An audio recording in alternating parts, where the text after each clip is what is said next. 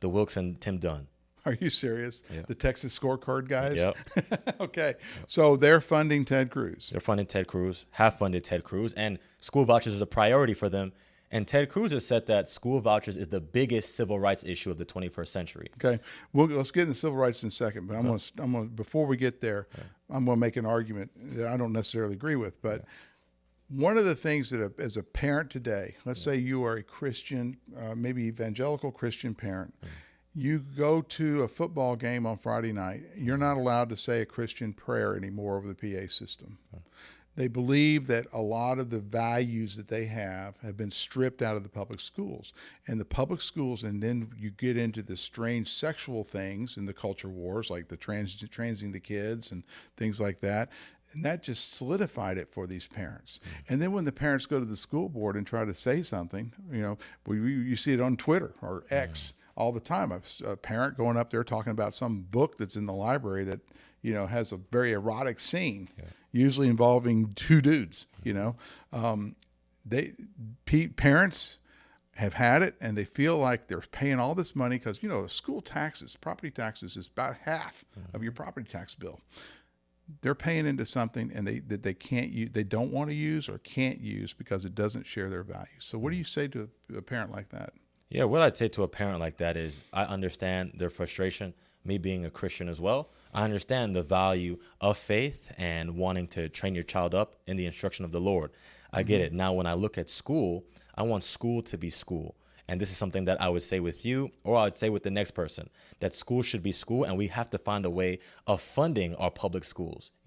For San Angelo ISD, if 1% of San Angelo ISD students ended up taking a voucher, over $1 million would be taken out of the San Angelo ISD budget. It's already happening. And we have TLCA, which is a charter school, which is the precursor to the voucher program.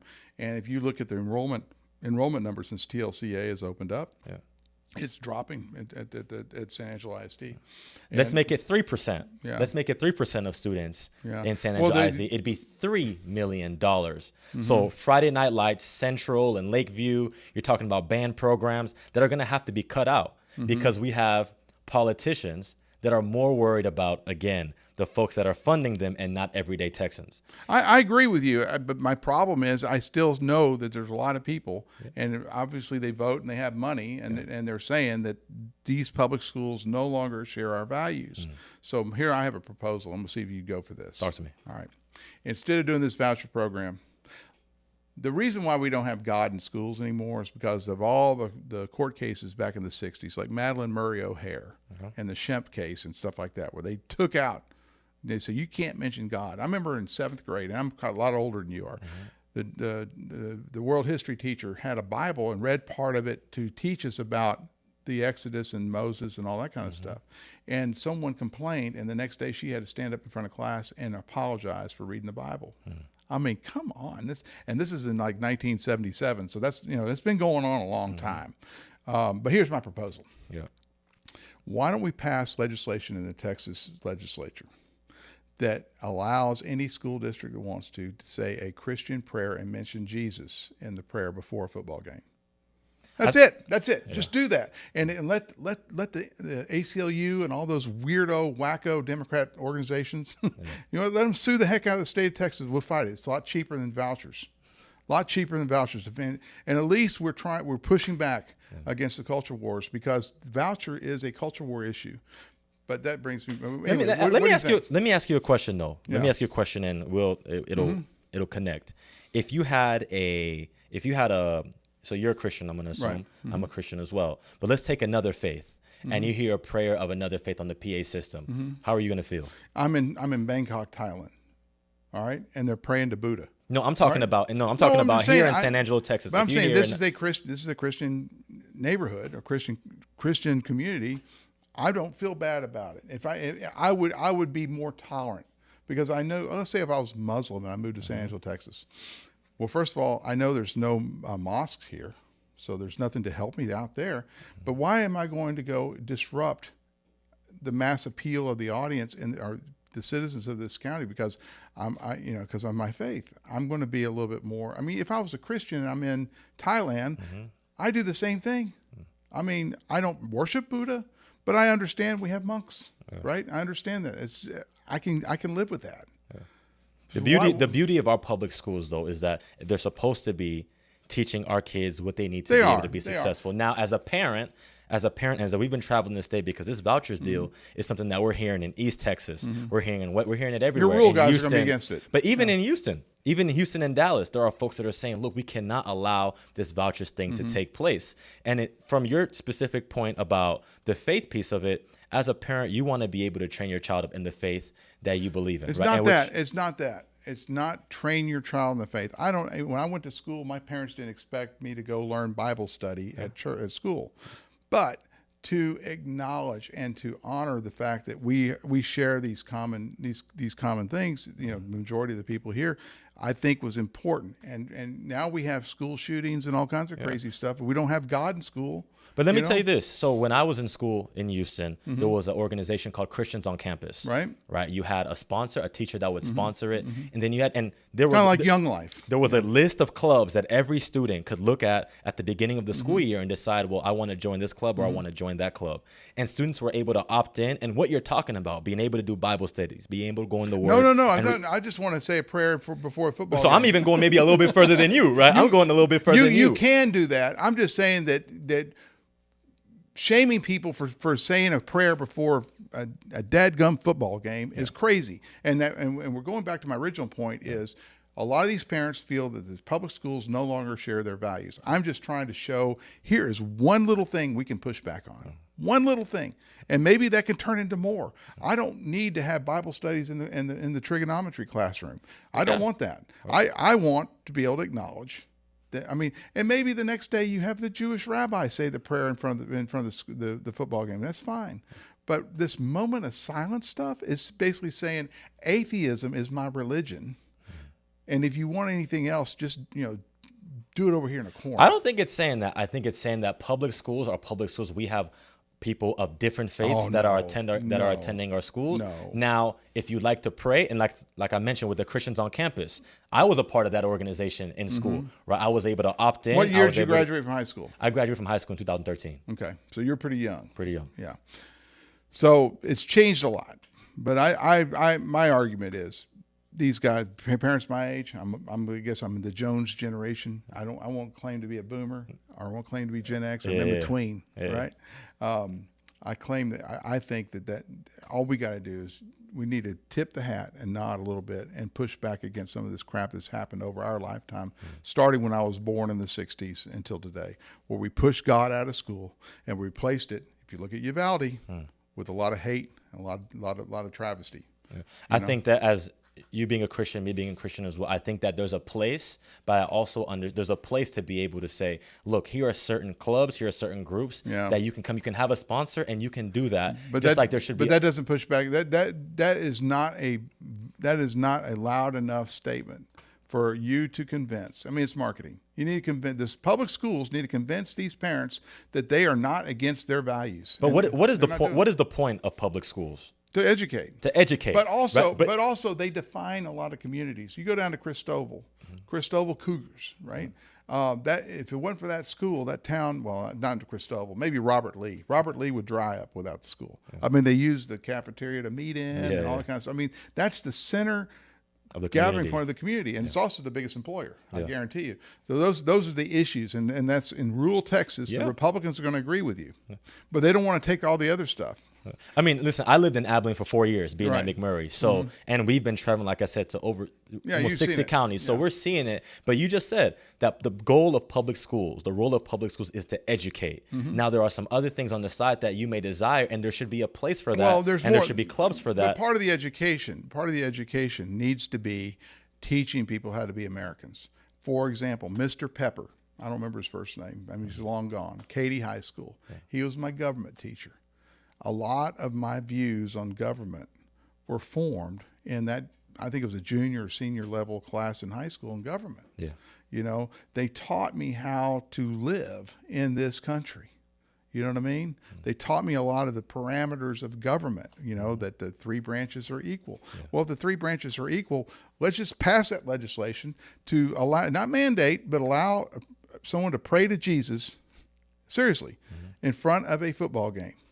and let them fight it out in court. If the three branches are equal, why can't the legislature do that? And let the courts figure it out. So let me ask you this. Would you be okay if there was a bill passed that said any faith that has the microphone at that time gets to pray, and then y'all just figure it out as it goes? No, I think that I would be okay with adding on to my bill, saying that you can pray to Jesus or anyone else. Because at Central High School right now, and I'm saying this as a Christian, but at Central High School right now, you're going to have a diverse population with different faiths, right? So it's important for public schools. But most of them are going to be Christian, and I'm almost, you're going to accuse me of being a Christian nationalist, but it's not that. That's a really dirty term to use but I think that the Christian worldview made this country great, and I think a lot of the laws and reasons why we do things the way we do is because of natural law. I mean, we get into all the First Amendment, debates and stuff like that, the separation of church of Christ,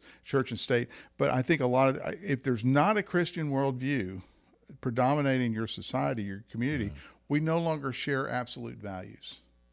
And if we don't share absolute values, then everything becomes a particular, and then we're fighting with each other and no one's right. Yeah, I think that there's an opportunity being able to have a society and being a Christian that understands that everyone is created in the image of God. So everyone has the same amount of value and the same amount of dignity. Well, I mean, you're a black man, I'm a white guy, right? So our ability to love each other, because you're a child of God, I'm a child of God, transcends whatever the world's telling us about what to do, right? Whatever your side's telling you, whatever my side's telling, it transcends that, and that brings us together. So there is a need, I think, there is a need for a Christian worldview. Otherwise, if you don't have a Christian worldview, you're going to have a Baal worldview or atheist worldview, and those things don't bring any good things. But, there's an opportunity to be able to have schools. There are schools that are faith-based schools where you can get that. And those faith-based schools should be able to put more money on the table to provide for scholarships or to make it easier for parents that want to put their child in that setting. But you just said public schools are to educate, right? And so a public... So should a private school. It should also educate. But I'm just saying, we're going back to why is there this movement for vouchers? It's not because someone just pulled this out of their rear end one day and said, I think I'm going to throw a big wrench into the Texas legislature. No, it's because parents are mad, primarily Christian parents, practicing Christian parents, actively Christian parents, have been mad, and they have power and they have money behind them to do the voucher thing. We see it work in Florida. We've seen it work. Indiana expanded it this year. There's an Arizona model. I don't know which model they're doing in the Texas legislature, but they see it other places, and they're saying, public schools don't share my values anymore. I want to go there. And the big thing, I think, is once we started introducing the idea of transgendering the kids and stuff like that, that was kind of like the red line. Well, 2 points. One, we're starting to see that those voucher systems in other places aren't actually working. There's no accountability. Schools are able to do whatever they want, and they're not under the guidelines that the state sets. But number two, my second point would be, as we're traveling the state, an overwhelming majority of people, and they're saying no, and these are Christians, non-Christian, people of different faiths. Well, it's change. It's change, and you have to sell the idea, and you have to let people understand it. I'm pretty smart. No one sold me the idea of vouchers. I just heard that Governor Abbott's going to make vouchers happen. So I guess I'm kind of sitting back going, let's see what this looks like. Right? But Greg Abbott and Ted Cruz have been selling the idea, and parents all across the state are saying no. And they still want to move forward with it anyway. Not true. An overwhelming majority of parents in this state are saying no. And these are parents that are Christians, parents that aren't Christians, parents that are rich, parents that are poor. But it polls well. I'm telling you. But it depends on how you ask the question, but it does poll well. I mean, whenever you design polls to get the answer that you want to get, then you can come out with those polls. But we're on the ground, like I said, almost 60 counties. Well, I think the final argument should be made in the State House or in the Senate or whatever. But here in this case, it's being the State and both the Senate and the House. That's where the arguments are going to come out. That's where we're going to learn. Oh, we're going to give $8,000 to every tag it to every kid, and then you're going, well, what about homeschooling?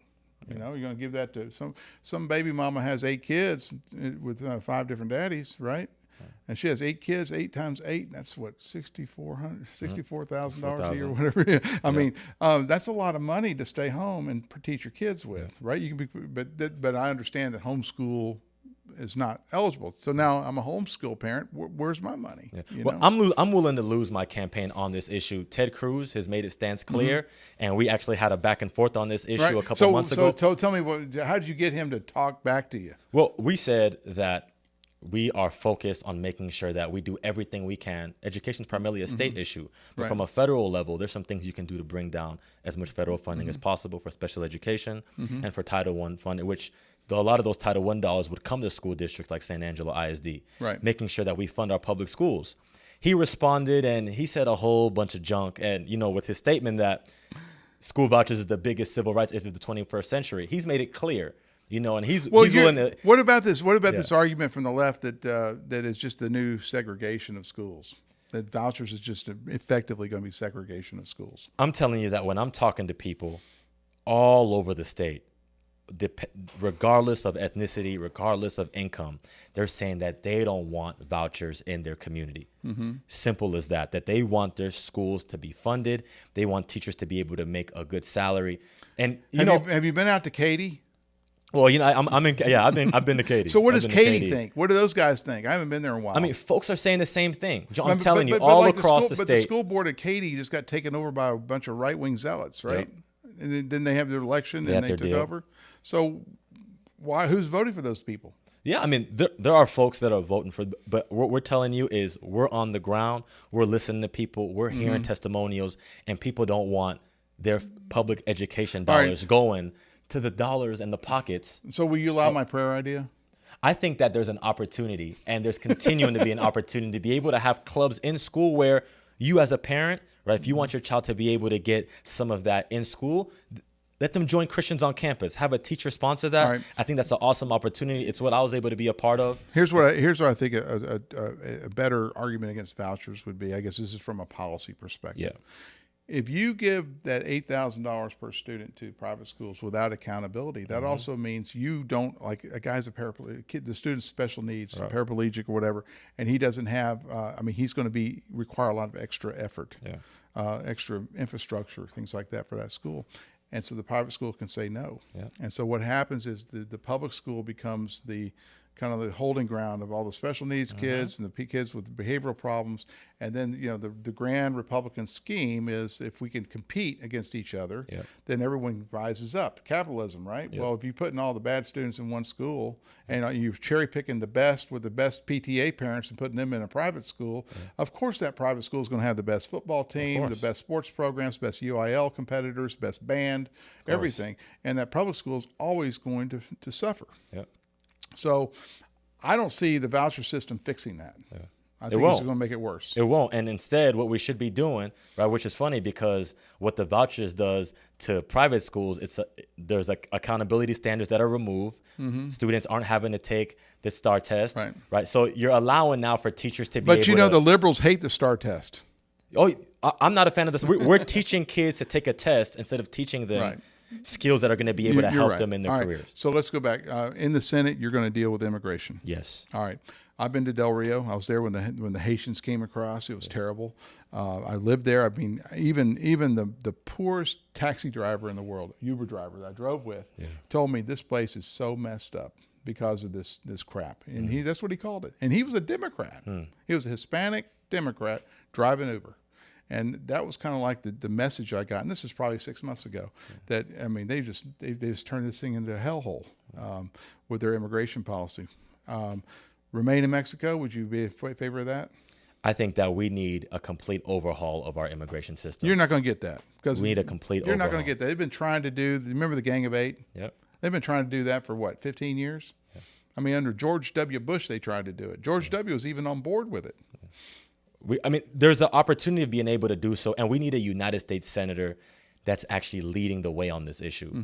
And this is part of my problem with Ted Cruz, but also a problem with some of my Democratic primary opponents, Colin Allred and Roland Gutierrez. On this issue, Dallas has a 25% immigrant population. Colin Allred never introduced a comprehensive immigration bill, right? And he's been in office for multiple terms. What's Houston's number? Do you know? Sorry, Houston. It's even higher than that. Yeah, it's right? gotta be. It's even higher than that. Yeah. You look at Roland Gutierrez. Immigration is primarily a federal issue, but Greg Abbott made it a state issue with Operation Lone Star. He had to. Right. He made it a state issue, wasting taxpayer dollars. Well, I agree on some of that, but also when you have an administration that basically just says, no, I'm not going to enforce the borders, or I'm going to enforce the borders in a way that I'm going to let everyone in. I mean, and Abbott is getting hit. But the thing is, the normal average Joe in San Angelo, Texas, doesn't know that Greg Abbott does not control immigration policy. For sure. He doesn't know that. He just knows he's my governor. How come he ain't doing nothing for me? So Abbott has to do something. So he has to put up a guard stand in the Walmart parking lot in Brownsville, right?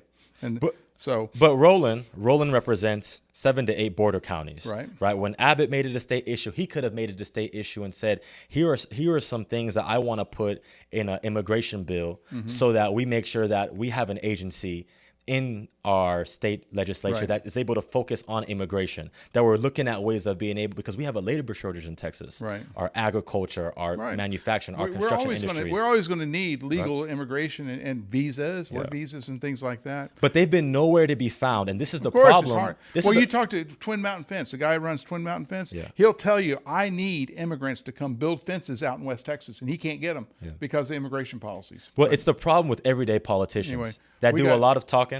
And they don't get anything done. And also there's a lot of suburban ideology or suburban thought. They think I live in my gated community in West Houston. Why can't we just build a gate around Texas? You can't do it. You can't do it. There's a little bit of organic cross-border pollination that has to go on. And like you said, we need the visas. We need the workers. I mean, sheep shearers. We don't have any sheep shearers that are Americans. They're all from south of the border. I was in Terry County in Meadow talking to some farmers. And these are folks that haven't voted for a Democrat in maybe 40, 50 years. And they said they are frustrated because politicians are talking a lot, but they're not getting the job done on this immigration issue whenever they could benefit from that. Our industries are looking for an immigration solution so that we can produce better outcomes, so that they can make more profit. But we're not going to get it as long as we have a Republican and Democrat talking over the issues. Tell them your website address where people can reach out and maybe give you a dime or two. Yeah, it's ChenkoForTexas.com. That's TCHENKOFORTEXAS.com. You spelled for them? I did. I make sure to spell it out so that everything is clear. ChenkoForTexas.com. ChenkoForTexas.com. Thank you for being on our show. Appreciate it. Thank you, Joe. I appreciate it. Now back to you guys. Oh.